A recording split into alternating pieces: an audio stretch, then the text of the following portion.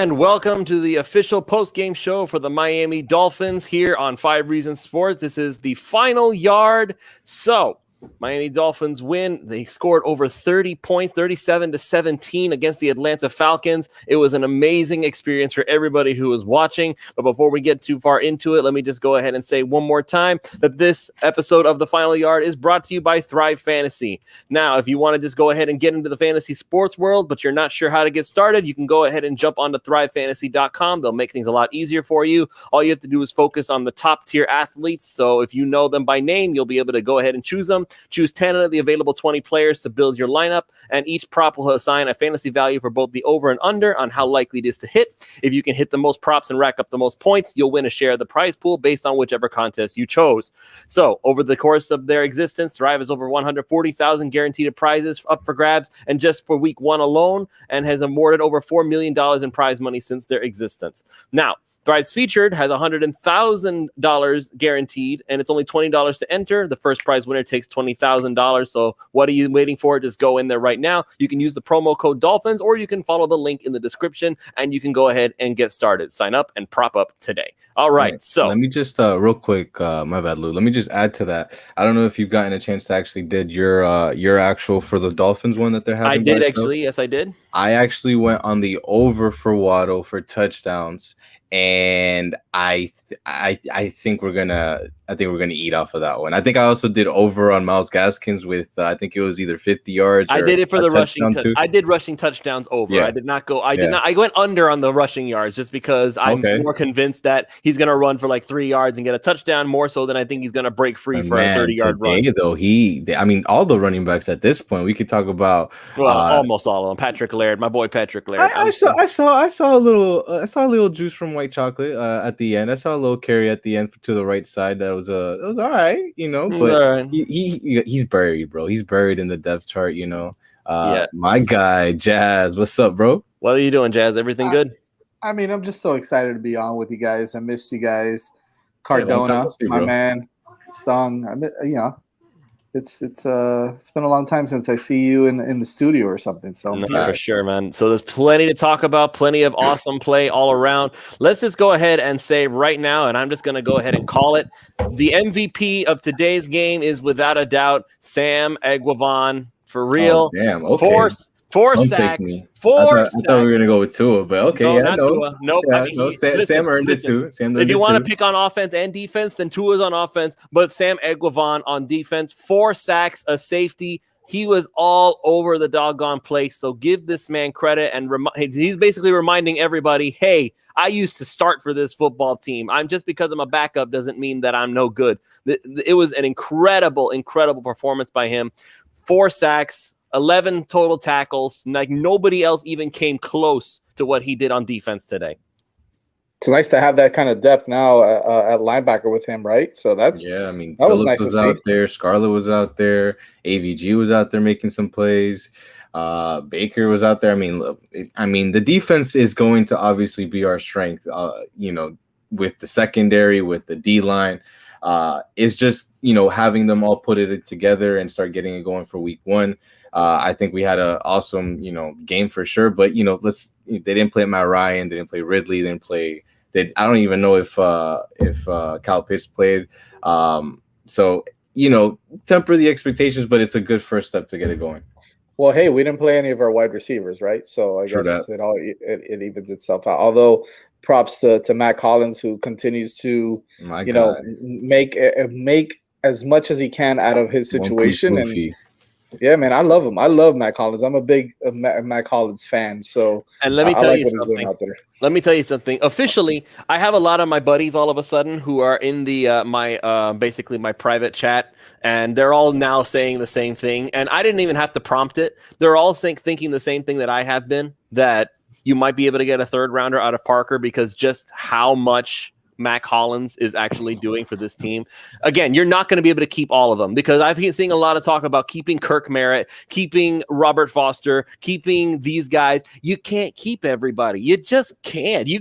Right now, I guarantee you there are teams with needing wide receiver help, Chicago Bears, for instance, who are just chomping at the bit to pick off all of Miami's leftovers. So the first wide receiver that gets cut, I guarantee you somebody is going to come in and say, he's ours now. Thank you very much, Miami. Yeah. I mean, I don't know if any of those guys that you mentioned will make the team. Maybe one might sneak into the practice squad, but it'll be tough because you're probably thinking maybe Isaiah Ford is probably that guy that sneaks into the practice squad.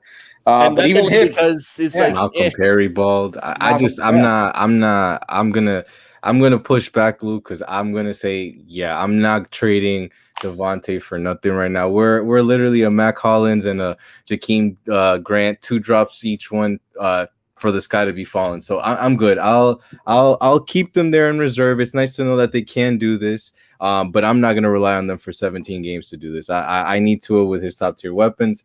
Devontae Parker easily is a top 20 receiver in the league when healthy. Will Fuller easily another top 15 receiver in the league when healthy. I wouldn't go that far. Top 15. There's a lot of wide receivers in this league. Will Fuller, when healthy, is an elite talent. No doubt about it. We're just lucky that we got him off suspensions. And he hasn't done anything yet. Is he okay? Well, he's done a lot more than I could say for other receivers on our team, in the league as far as performance. Okay, but he hasn't done anything for us yet. Is he available to play? I'm not gonna let 3 weeks of just training camp ruin what is Will Fuller. Will Fuller is an elite talent in this league and somebody that we're gonna need to rely on once teams start to double team Waddle and try to take him away. Yeah, that's the biggest thing. He is never healthy, but when he is healthy, he is a top 15 receiver in the league, guaranteed. I mean, I don't think there's, in my opinion, there's not a question about that. Especially what he can do on the field. I mean, who did he play with before? He was playing with Andre Johnson, right? Or I'm sorry, not Andre Johnson, DeAndre Hopkins. So, and he still put up some pretty good numbers. I would still give him a top 15, but he's got to stay healthy. If not, it doesn't matter. Who cares? And like you said, Lewis, has he even played yet? And I don't care if has he even played for the Dolphins. I just think I just care about has he even played, right? So again, the biggest concern is his health. So if he can stay healthy, I think that him with Parker and throw in Waddle, Parker and Albert Wilson.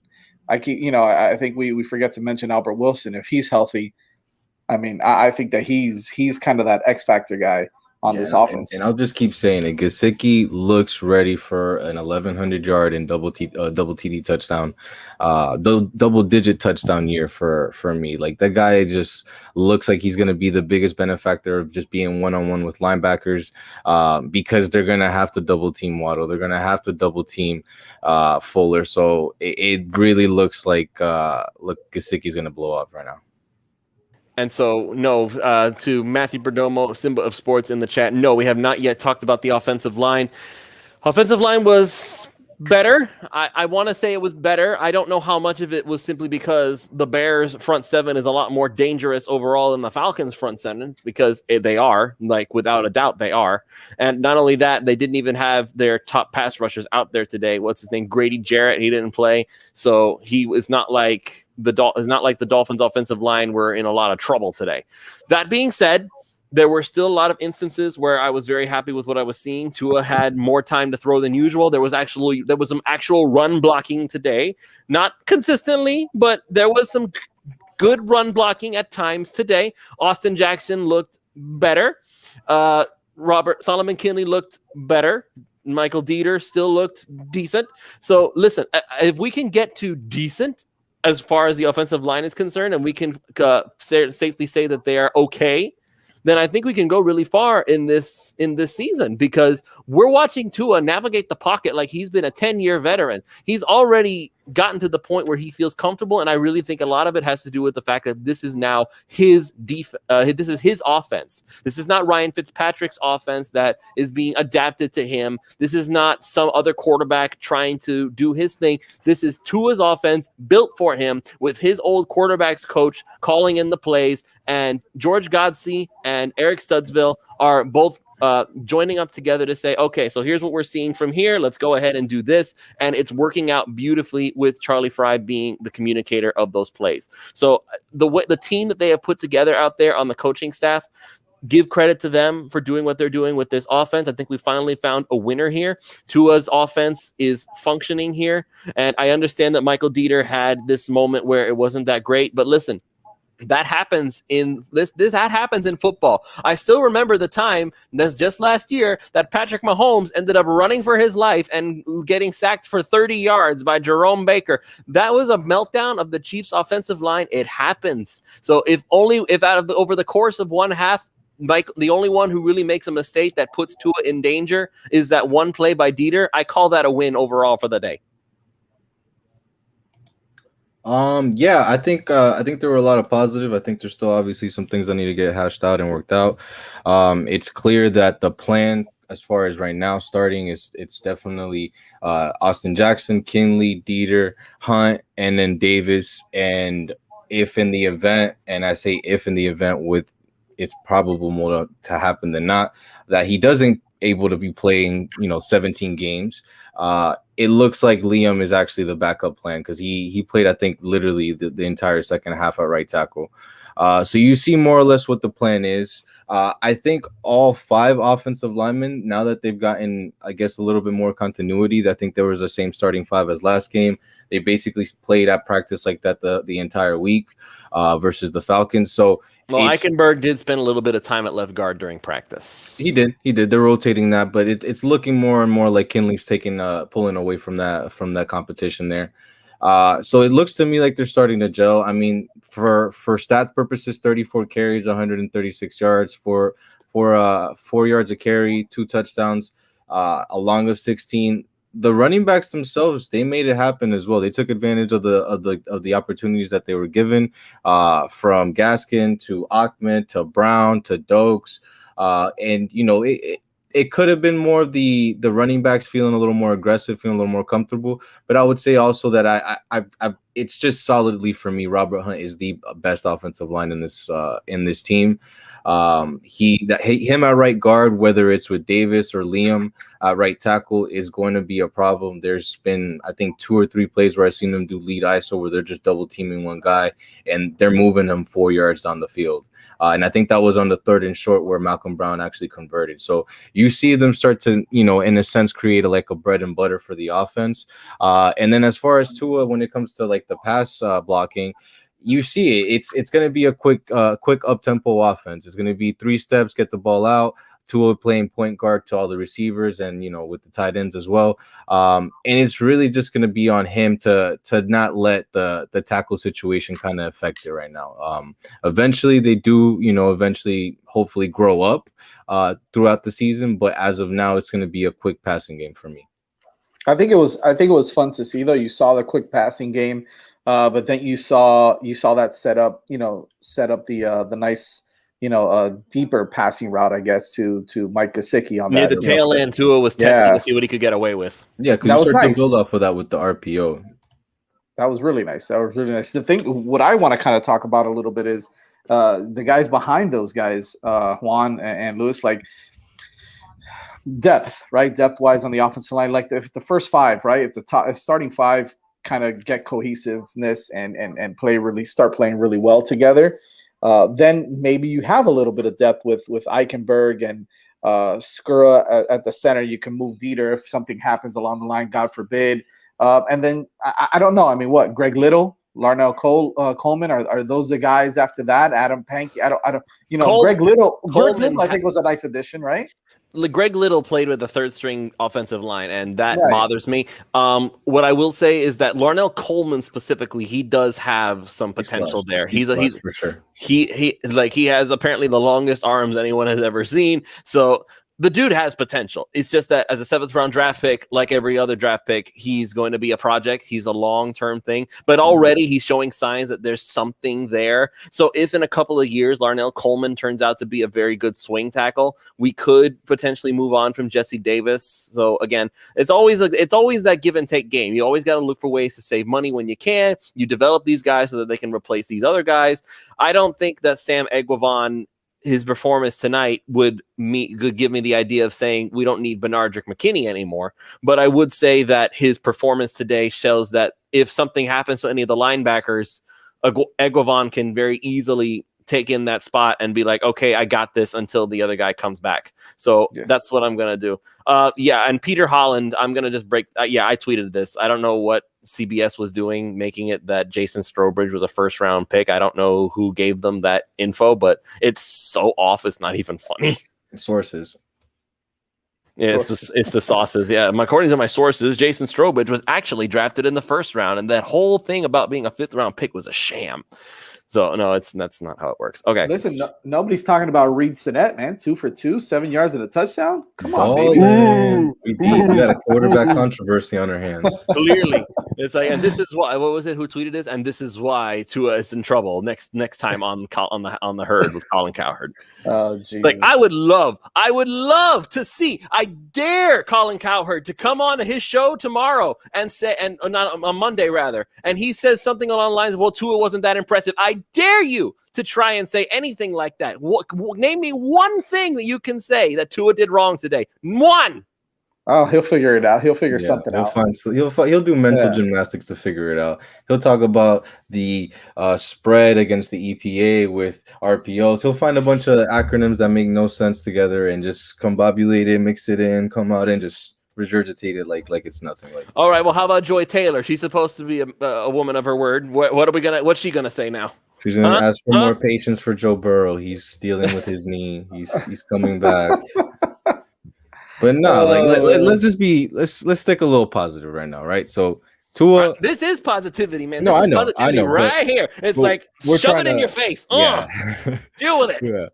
Yeah. So okay, Lewis, let me ask you, because you were kind of heavy on the Najee train. How you feeling at running back right now?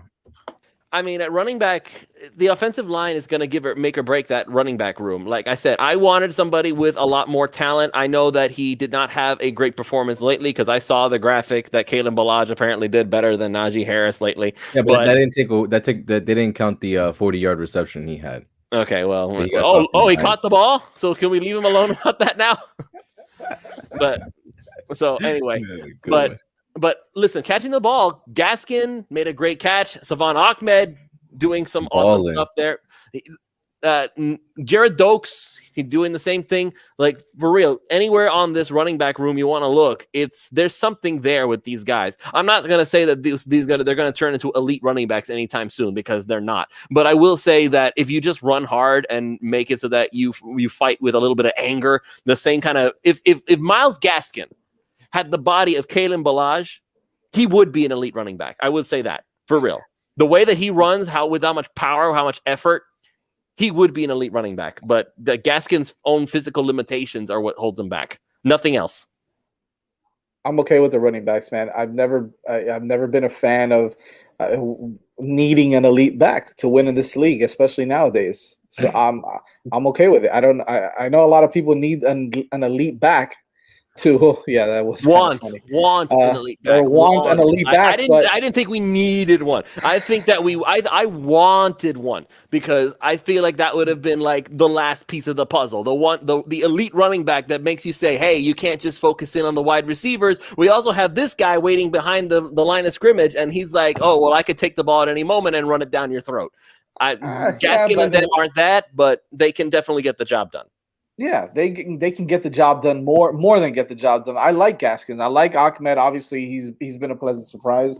Malcolm Brown brings that kind of bruiser mentality, and then whatever. I mean, look, I know it's cliche to say, oh, when's the last time an elite running back, a real elite running back, won a Super Bowl or whatever? But I mean, it is what it is. I'd rather have a team that can kind of spread it around and especially this day and age with the way that the offenses are run, than have to worry about, Ezekiel Elliott, if he's going to get enough touches or if he's going to be happy running as much as he has to, or whoever. I just threw in an Ezekiel Elliott, but I'm just not with the whole elite running back part. How dare you don't call Jay Ajayi an elite running back? He won a Super Bowl. That's true. Oh, please. My bad. My bad, Manny. God forbid he doesn't mention the Eagles. Off, Manny. The greatest Eagles running back in the history of the franchise, baby. Manny, you gonna disrespect Darren Sproles like that? You really gonna do that right now, man? I got you. Yeah. I got you. Sorry, Deuce Staley. My bad. That's like, I can name a lot of Eagles running backs that were better. Heck, LaShawn McCoy. He was an Eagle. Remember him? He won a Super Bowl last year. But he was with, it's like, you're going to tell me Jay Ajayi. Get out of there with that. Anyway, so now that we got that out of the way, so let's go ahead and talk a little bit more about the wide receiver core. So obviously, pretty much everybody showed up to play today. So I'm just going to go down the list here. So Miami receiving the pass, Mac Hollins, 4 receptions, 49 yards, and Myles Gaskin, 4 receptions, 44 yards and a touchdown. Gesicki, 2 receptions, 43 yards. Kirk Merritt, 3 receptions, 34 yards. I mean, we have now officially how many? 1, 2, 3, 4, 5, 6, 7, 8, 9, 10, 11, 12, 13 guys. Well, okay, so not Shaheen. Shaheen got targeted, but he didn't catch it. So 12 guys who caught the ball today, and at least 10 of them you can actually see making a massive impact in the game right off the bat. So you already can tell that there's going to be weapons all over the place. You can already tell that this offense there's no limitation to where this offense can go. Because I remember Manny brought this up in the chat just a few moments ago that he's worried about the offense becoming one-dimensional. The thing about being one-dimensional, even if you're passing the ball on almost every down, if your offense if your offense has Jalen Waddle, it changes. Well, if you want, you can put it all on Waddle, but it's not just that. It's that you can go over here, or you can go here, or you can go here. Tom Brady throws the ball 40 yards 40 times a game. He completes like 35 of them every single game. It's not like the team is built on running the football. Brady throws a lot. Aaron Rodgers throws a lot. Patrick Mahomes throws a lot. That offense is not one-dimensional. But you still need a running game. Oh, you do need a running game. Yeah. But you do need a running game. But it's not like the offense is going to be figured out. Yeah, this team isn't. There's too many weapons. This team isn't going to be run to set up pass though. This team is pass to set up run. They're going to be throwing it a lot. They have a lot of weapons, and really, I'm just more shocked. Like I knew it was like this, but I'm just more shocked it's actually happening. Where Waddle is like the starting point. Like this is how the offense get created. Like wherever you put Waddle, you either using him as a decoy. He's your primary target. Like he is going to be the primary focus for this offense, and it's going to just be built off of that, whether it's they're double teaming Waddle to take him out and Gesicki's taking advantage of one-on-ones, whether it's they're just bracketing both Fuller and Waddle and they're trying to just get Gesicki. Like everything's going to be played off of Waddle right now. And to me, he's showing really, like, outside of just injury concerns, he's showing he can handle all the targets, man, because the kid, I think he took a jet sweep. He caught 3 catches or 3 balls. So I'm impressed by Waddle, man. I'm impressed by Waddle with the combination of Gesicki. You throw in Devontae Parker in there. You throw in, all these other guys. Like, we haven't even seen really Albert Wilson play in a preseason game, right? So all these guys come together, man. We got a nice little offense to where teams are gonna have to play back. They won't have the opportunity or the chance to put 8 in the box, and that's kind of why you draft a guy like Waddle. That's kind of why you draft or you sign a guy like Will Fuller, because that speed changes everything. Now safeties can't sit in the box and say, okay, well, we're gonna stop the run, we're gonna stop your bootlegs, we're gonna stop your rollouts, and then what are you gonna do, Tua? Because right now Tua is just sitting in the pocket and he's going through his progressions and he's eating you alive. Yeah, you're noticing how even with Waddle, with all that speed that he has, all the, not the dink and dunk, but the shorter routes that he's running is setting up the Gesicki, that 40-yard pass play. Will Fuller down the seam. I mean, even some of the guys that don't necessarily take the top off of defenses, you're still going to see them get behind the defense because maybe the defense keys in, like you said, on Waddle, even on these short routes, the intermediate routes, or the jet sweeps or whatever. They're going to key in on him the whole time, and that's going to set everything else up. And then you add Albert Wilson to that offense, who's going to be there. I love Albert Wilson. And then you add and if you add Jakeem Grant to that too, like imagine a double reverse sweep. If he you have Waddle come one way, Grant come the other way. Who's got the ball? Who knows who you're going to chase? So one way or the other, there's going to be a possibility for something big happening. So that's the kind of speed that they have on this offense right now. And that's something that we have to enjoy. We have to take into consideration, appreciate it when we have it. So I'm going to go ahead and just bring this up one more time. Who doesn't make the cut? For real. Who doesn't make it on this team? Robert Foster is not making it. Manny Chang's jeans don't make the cut in the background. We need like a green screen for Manny. that's better, man. Turn around or something. I mean, figure it out, dude. I'm basically in my closet because everybody's watching the boxing fight. So it's a full Cuban household here. Oh, loud. I'm sorry, man. Just one thing I wanted to share. Seeing the way that Tua played today, his pocket awareness, his accuracy, his touch. We know that the Buffalo Bills, in my opinion, are probably the best team in the division to compete with the Dolphins. So let's say, fourth quarter, tie game. The way that Tua played tonight, if he can somehow grow from that, which he will, because obviously in my eyes, he's still a second-year pro, but in reality, he didn't have an offseason as a rookie. To know that the Bills defense is going to lock down on Waddle, they're going to lock down on all these guys. But seeing Tua tonight just gives me goosebumps to see what he could actually do in those types of situations, because the Dolphins have not won in Buffalo in such a long time. So I feel like it's going to come down to maybe that game.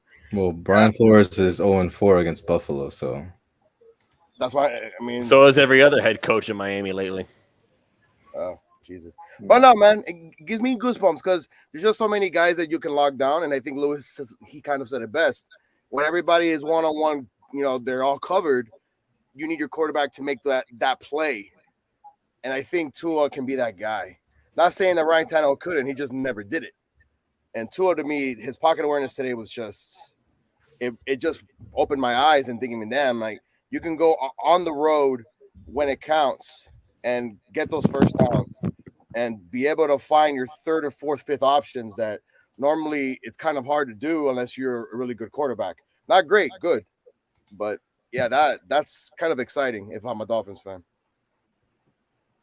Yep. And I'm going to go ahead and say it that Tua, he's already getting ready to make his appearance. He's getting ready to show up, if you will. So, and it's crazy because I had said from the get-go that quarterbacks like Tua take longer to develop than guys like Justin Herbert because you have to be more cerebral with the football. You don't have a rocket arm. You can't squeeze it into tiny holes because you don't have that kind of arm power. Now, again, I'm not saying that Tua's arm is weak. Don't misconstrue that. I'm not saying that in the slightest. What I am saying is that Tua's arm is not up there in the upper echelon of like cannons, like Justin Herbert, a Cam Newton, or something along those lines. But he does have the ability to see what the defense is doing, to be able to see the guy who's wide open. And again, that's why people compared him, the left-handed Drew Brees. But it took Drew Brees 5 years to become that guy. So far, it's not looking like Tua is going to take that long. So if anything, that more than anything is the most encouraging thing.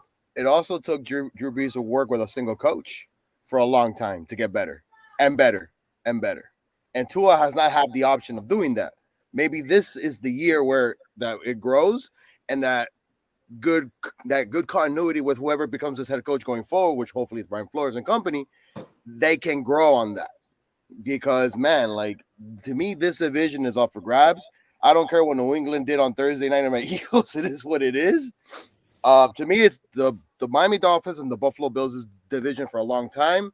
I have Jet fans all of a sudden telling me that their whole thing with Wilson tonight. Oh, you saw him? He threw 8 for 8, 100 yards and a touchdown. I'm like, bro, I don't care about that. Yeah, and Zach Wilson's mom is still doing things on Instagram, so you know.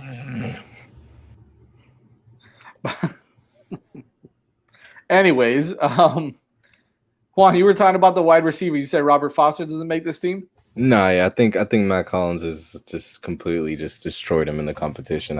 It was to me always going to be either Mack or Foster, and Foster has just turned the notch up in the offensive unit to where you mean Hollins. Oh, sorry, yeah, Hollins. Hollins has turned it up on the offensive side, so where you're adding that to his special teams play, and you're like, okay, yeah, this guy's a lock. He's not getting moved. LBJ is another one. You don't know how long this hamstring could go. He could go 4 weeks. He could go 6 weeks. So, is he a player who could start off on IR? Maybe.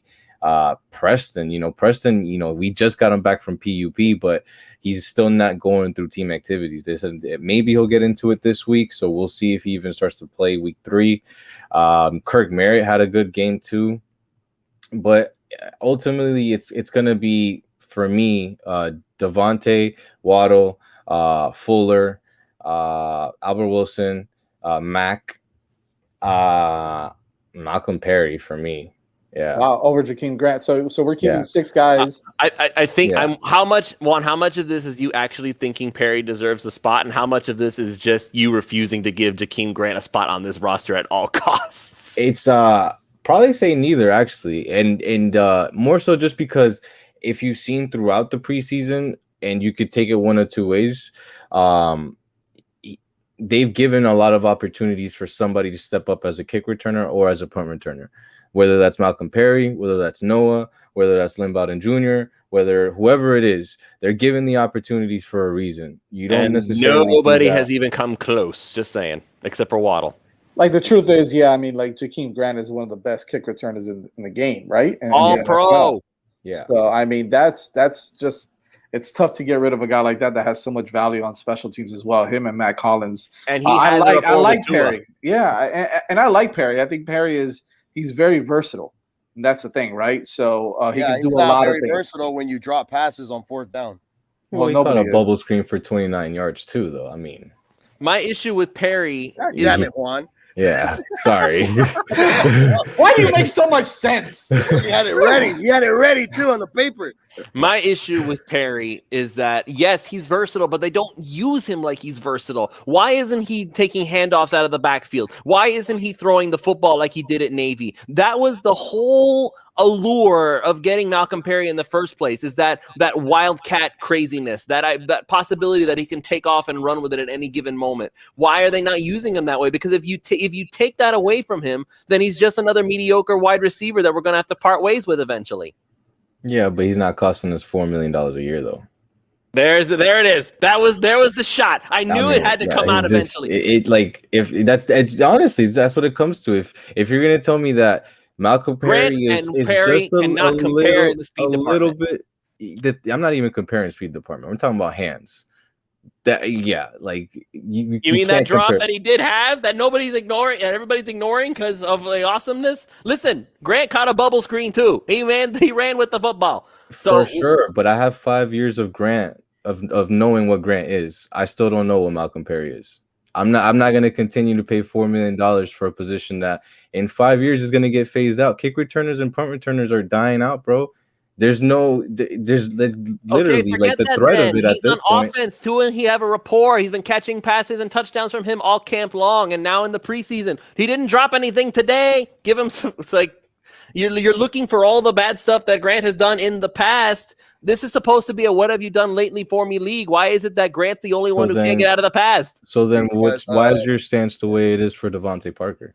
My stance for Devontae Parker does not stem from his talent or lack thereof. It is simply a matter of we have so many players on this spot. I'm looking to get value where we can because of all the players who is on the wide receiver roster. The only one we can really get anything out of right now would be Parker. How? We have an all-pro kick returner. Juan. And punt returner. Lewis is reacting this way because Parker's a first-round pick. Parker, it has nothing to do with that. It has nothing to do with that. I don't want to get rid of Parker. You have to understand where I'm coming from here. I'm not trying to get rid of Parker. And we shouldn't because he's a possessive receiver, in my eyes. I am not. He's another body that you can throw in there when you need a first down in bad weather, per se, that can go up there and catch the football. I don't know if these other small guys that they can get off the line of scrimmage. Okay, but that's fine. But remember, we also have two other big guys out there who do exactly the same job. Now, I know we have the same with Grant, but here's the thing. Again, what can you get by trading Jakeem Grant? Maybe if you're lucky, a 5th or 6th rounder. Not a 4th rounder, not for Grant. You're not getting that for Grant. But for Parker, isn't he a very good special teamer? I'm pretty sure a team would love better possession. No, you're still not getting. You're not getting a 4th round pick out of Jakeem Grant. Oh, so guys like Brian Mitchell and Dante Hall don't exist anymore. Okay, they don't get. You're not getting the position. Thank you, Manny, for proving the point. Yes. First of all, Manny, why would you mention those guys over the greatest ever to do it? So, anyways, continue. Devin Hester. Thank you. Yes. Yeah, it's better. It's more like it. My entire stance around this whole trade Parker thing stems from A, Parker is not healthy.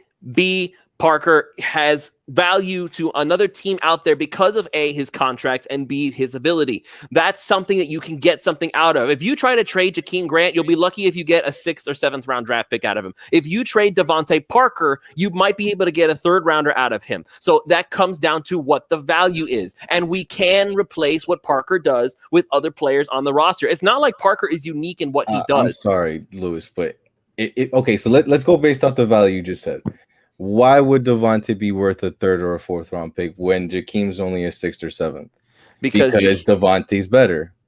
Because flat out, Devontae's better, right? So Devontae Parker is a better overall wide receiver because of his physical stature. Sure, fair. But if we're talking about difficulty to replace, if we're already admitting that Jakeem is a lesser player, and we just spent the 6th overall pick on his clone, but with hands, how are we struggling to replace Jakeem when we're saying we're struggling more to replace? It's not about struggling to replace Jakeem. We're not trying to replace Jakeem Grant. We're not trying to replace Devontae Parker. What we are doing here is my entire stance on this whole thing bases from getting value where we can, because we still have next few years to go on. Devontae Parker is a big possession receiver like Mac Hollins, like Preston Williams. That's what they do. But what they are doing does not necessarily correlate to what this offense is based on. This is going to be a very big yards after catch offense. That's what Jakeem Grant excels at. And so if you try to do a bubble screen like they did to Grant and to Waddle today to Devontae Parker, it's not going to go anywhere. And that's the kind of offense that they're trying to run. But Lewis, they shouldn't be doing that with Devontae Parker anyways. Yeah, but exactly. So if the kind of offense that they're trying to build is based on yards after the catch and quick slants and stuff like that, Devontae Parker, but you're not going to have a team full of under 6 foot wide receivers that weigh 185. No, you have Mac Hollins, you have Will Fuller, you have. Because I'm gonna be honest. You like we talk about value, and Devontae Parker's contract is dirt cheap, bro. And that's why you get a lot out of him.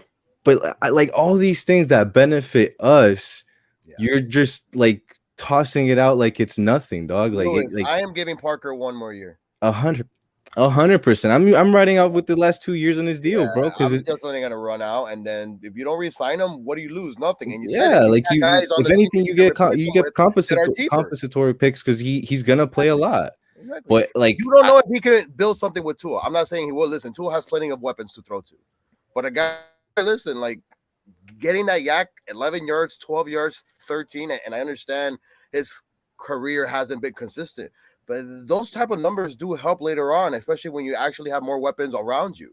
Now I will say, Lewis, if it's now a trade, not for a 3rd round pick, because bro, we're winning now. We're not looking to build or draft. It's now.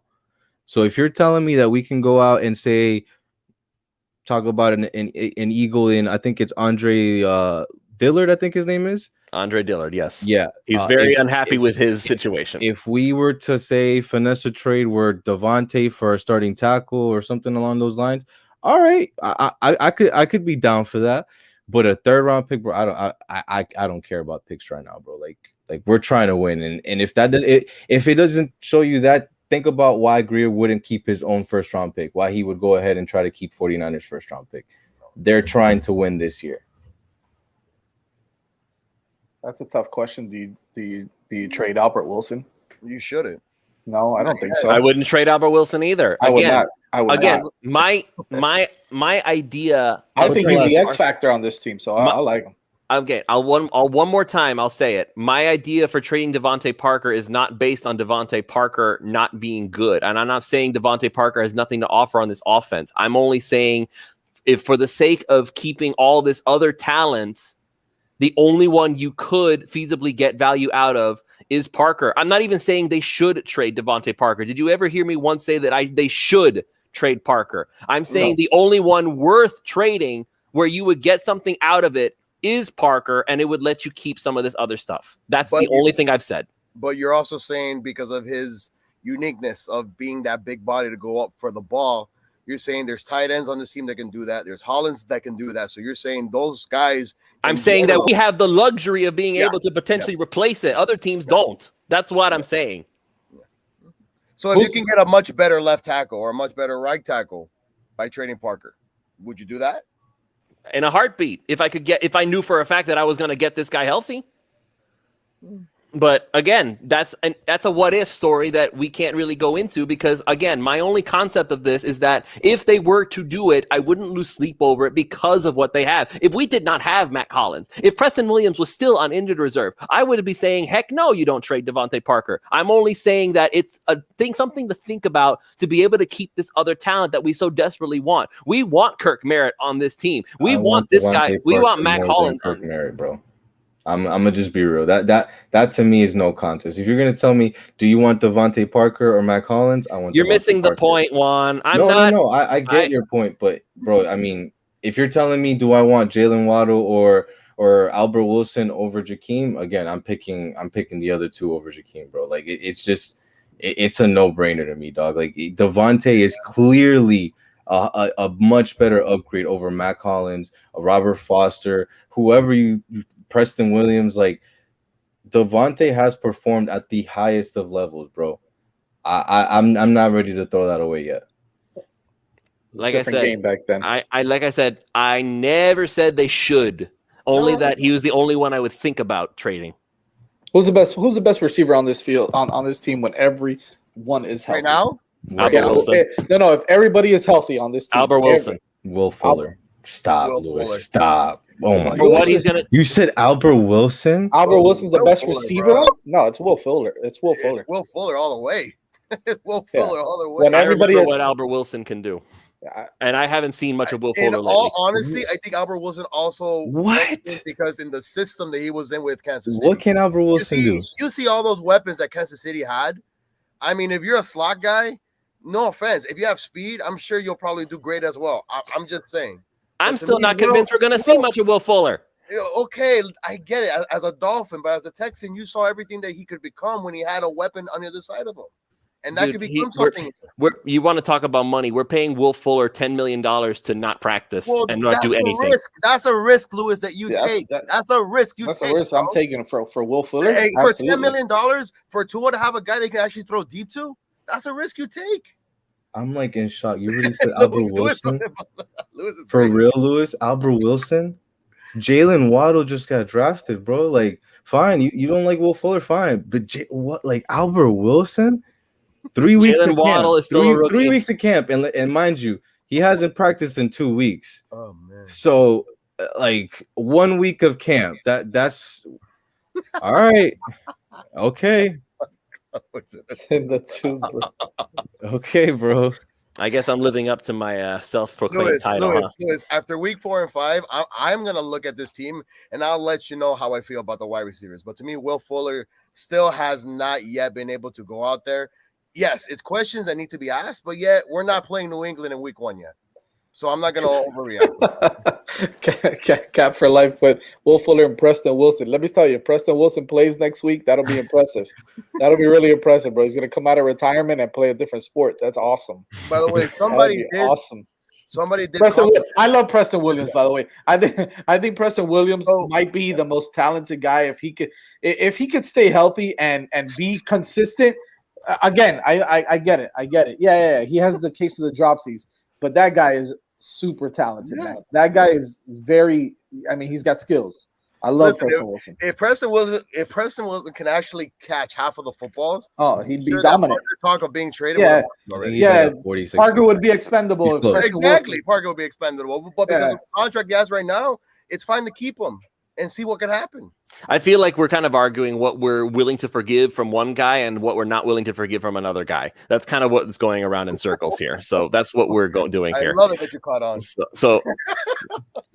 So what we're going to do here, we're going to go ahead and switch the topic here. So we're going to go back to the defensive side of the ball. So plenty of good stuff from the Dolphins run defense, at least from the starters anyway, because once we got to the third and fourth string, once again, it kind of broke down. So that's a little bit concerning considering how easily they're able to find holes in the defense. But when the starters were out there, Adam Butler, Zach Sealer, Christian Wilkins, Bernardrick McKinney, Like that whole front seven was absolutely stifling for the most part for the Atlanta Falcons. Like they couldn't catch a break, like pretty much the entire game when the starters were out there. It took once again, it took the third and fourth string players to come out and do their thing before anything could even go right for the Atlanta Falcons on offense. And even then, again, we already brought up Sam Eguavoen, but these other guys, Calvin Munson coming up big with an interception. I don't even think he makes the team, which is kind of the sad part of it. And then you have guys like, I will say this here, if you want to go ahead and bring up a bad part of this game, because we've been overwhelmingly positive throughout this whole game.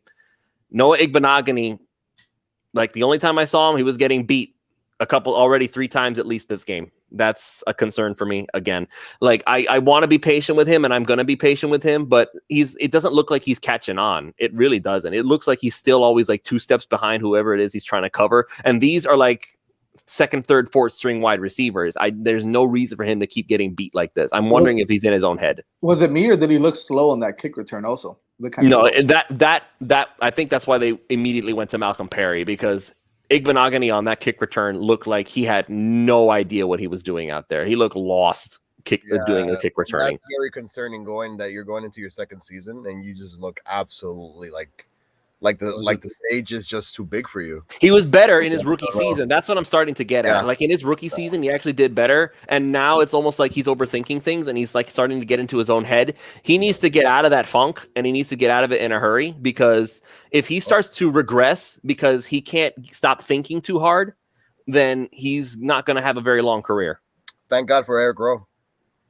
For real. I will say one more thing before Eric Rowe.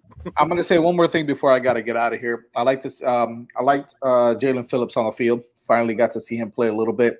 Was able to make some. Yeah, he did all right. He made a nice tackle from the backside. That he looked like he was kind of.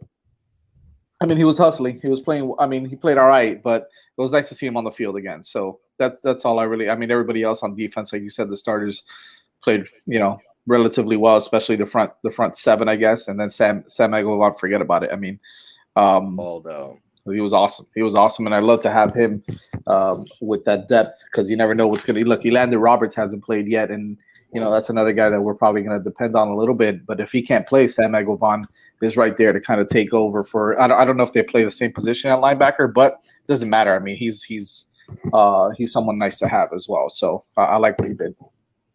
I think everybody did.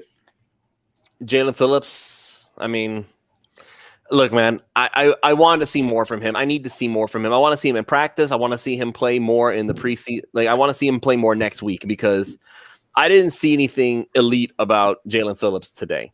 But again, I understand that he's kind of playing catch up because he's been out of training camp for a while. He didn't even play in the first preseason game, so this has been his first real NFL action.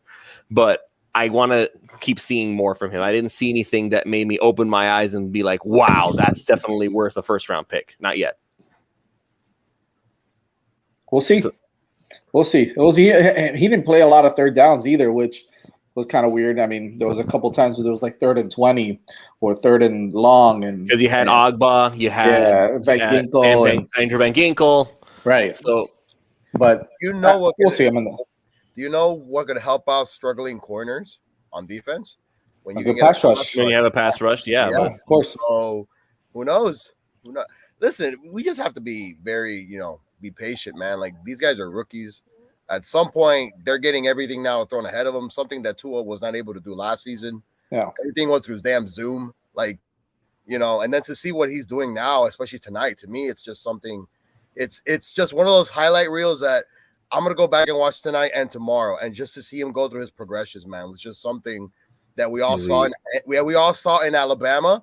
But of course, a lot of people in the damn league, Herbert's he's bringing his team from behind and he's throwing for 350 yards. You idiots. He was down by 17 in the 4th. What do you think the Chargers were going to do? Run the football? I don't know. But those are things I rest assured. I need to just address something really quick from Michael Palacios there in the chat. No, I don't expect to see something incredible out of Jalen Phillips in 2 preseason games. Because first of all, he's only played 1. He hasn't even played the second preseason. He hasn't played more than 1 preseason game yet. Number 2, I've been the one saying a long time that we need to be patient with these guys. But again, I just wanted to see more of that like first round talent. Again, if you see a first rounder, you expect to see something that kind of pops out at you, some type of physical something that says, ooh, okay, that's what we have to look forward to if he develops, that kind of thing, not being invisible. Because that was the thing with Lynn Bowden Jr. this year at camp. Last year, he popped. He was something, maybe we got something here. Now we have nothing. He's invisible. And that's the part that's concerning. I don't mind if they make mistakes. I don't mind if there are mistakes, as long as you kind of see what it is that they're looking at that says, okay, this is why we're looking to develop him. I didn't see any of that today. I want to see him play again next week in the third preseason game. And I want to see if maybe he does something that was like, ooh, okay, that looks pretty good. That's what I'm wanting to see from Jalen Phillips. Fair. I'm out of here, fellas. Love you guys.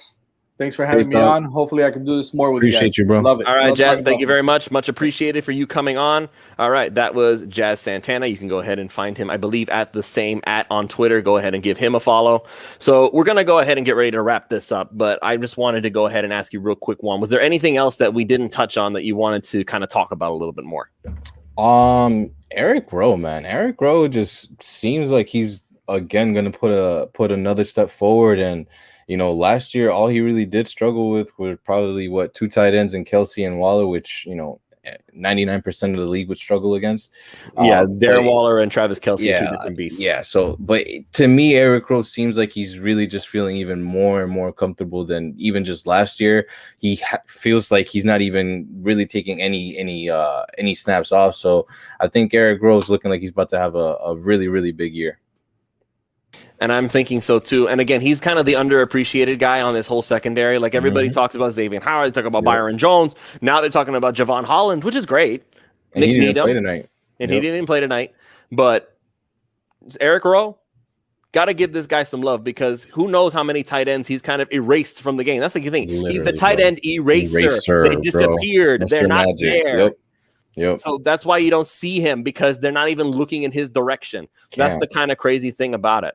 So Michael Palacios is asking, who's my player of the game? Again, if you kind of have to have it twofold, because if it's on defense, it's Sam Agovon, not even a question mark about it. If it's on offense, then I would have to say Tua. It was a masterful performance the whole way through. Like I can't think of one thing that he did that I'm going to look at and be like, well, he needs to learn and get better at this. I mean, the only thing that I can even remotely pick out was that there were a few throws that were not quite on the mark. Like there was that one throw to Jalen Waddle where he kind of had the dive and it was too far and behind, or there was this one other throw to Savon Ahmed on the wheel route where it was a little too far inside near the sideline. Like that's the only thing that I can really point out and say, Tua kind of needs to get better at that. But as far as everything else, there's nothing that you can point at this whole game that says, oh, Tua doesn't have it. Name me one thing that he did wrong today. No, I don't got none. I have none. All right, so we're just gonna go ahead and get ready to, like I said, we're gonna call this a night. Hassam, thank you for coming in really late. Unfortunately, we're gonna be wrapping this up right now. So once again, big thanks to Thrive Fantasy for sponsoring this show. We will be back again next week when the Miami Dolphins face off in their third preseason game. Is it against the Tampa Bay Buccaneers? I think. No, Cincinnati Bengals. The Cincinnati Bengals. Oh, the Bengals. The Bengals. It's about to get real interesting. That is Joy Taylor's favorite quarterback right there. Hopefully we get to see him. Right? No, we're not going to see him. Are you kidding me? They're going to be like, nah. It sounds so Bengals though, Lewis. It's like they're not gonna let him play. They're just not. They're not gonna let him play. We'll see. Bro, the Houday Nation will erupt. Oh, that's different from the Who Dat Nation, right? Something like that. They got the Who Dat. They got the Who Dat. The Houday. The Who Dis. We Day. Everything day. All right. So thank you all so much. Esiason is still the greatest player in their franchise. Oh my god. All right, Manny. Carson Palmer. Facts. Chad Johnson. Oh, Chosinko. We got to bring him on here one of these days. Facts. All right. So thank you all so much for joining us, and we will go ahead and see you next time. We'll be yard prepping it with you on Sunday when the Miami Dolphins go up against the Cincinnati Bengals, the Joe Burrow-less Cincinnati Bengals. Get ready for a lot of Jacoby Brissett next week. Sorry, guys. All right. Until next time. Bye-bye.